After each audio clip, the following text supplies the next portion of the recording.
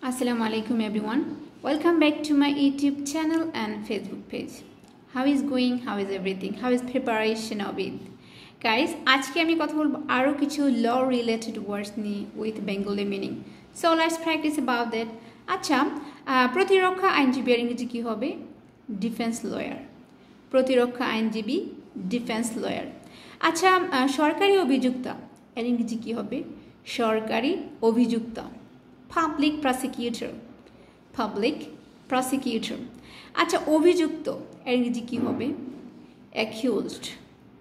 অভিযুক্ত এর ইংরেজি হচ্ছে অ্যাকিউজড। আচ্ছা, খালাস এর ইংরেজি কি হবে? অ্যাকুয়েট।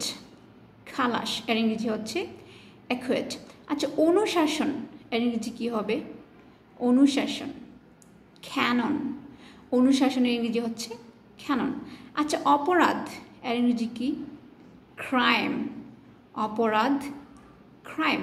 আচ্ছা, মুলতবি এর ইংরেজি কি হবে? অ্যাডজার্নমেন্ট।